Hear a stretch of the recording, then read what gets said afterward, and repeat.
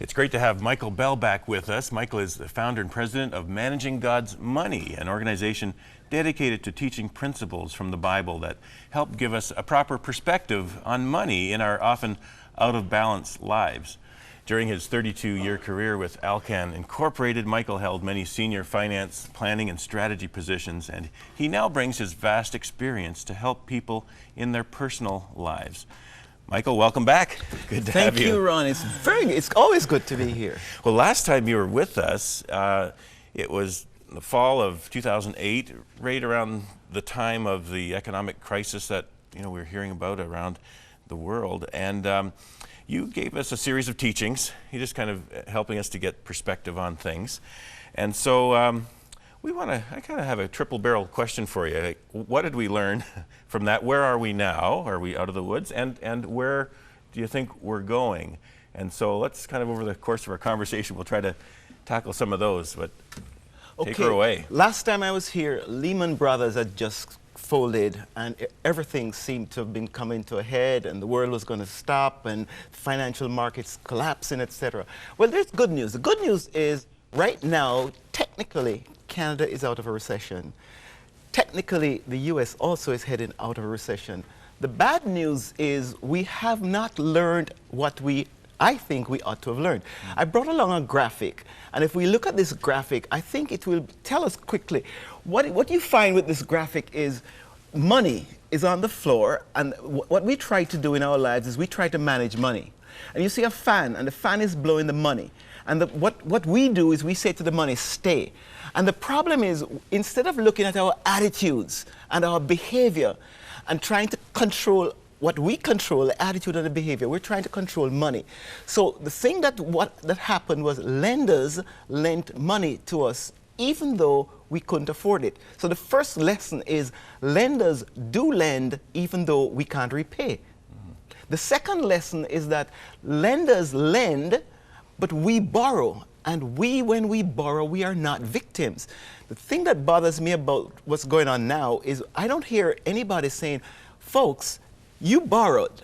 Even though the lender enticed you, you borrowed, and you have to change your lifestyle. We cannot continue spending. The third lesson, which we haven't learned, which we should learn, is that if we got into a problem using a certain thinking, we can't use the same problem to get us out. So what the governments are doing today, governments kept interest rates too low for too long. And so people borrowed even though they couldn't afford to repay. Today, governments are using a low interest rate policy to get us out of debt. Doesn't work. Canada has $1.3 trillion of personal debt. Ron, I'm not trying to be alarmist, but we are at the precipice. A lot of people are going to get hurt. In Canada, we're still having an overheated housing market. So, yes, there are lessons that we should have learned, i.e. we can't spend ourselves when we know there's nowhere we're going but just spending. The other good news, by the way, is our savings rate has jumped from 0 to 5%. It was about 18.5% many years ago. So what did we learn? We learned that lenders will lend even though we can't afford to repay. That is an important lesson. We also learned that borrowers are responsible for their own debt. Borrowers. We should learn that borrowers are not victims. We should learn that. What we also should learn is that you can't use the same strategy that got you into debt to get you out of debt. You have to figure out what is the fan that's blowing the money out the door, as that graphic showed, instead of just trying to talk to the money, go to the root of the problem. Sure, and the key is in the ministry that I have, the foundation of that ministry is the gas principle.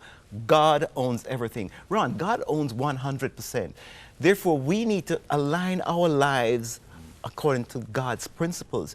We need to align our spending according to God's principles. The A in the gas principle says we must accept what we have, accept where we are, accept who we are.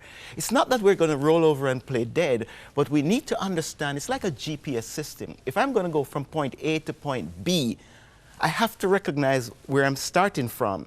And if we're starting from debt, we must change lifestyles.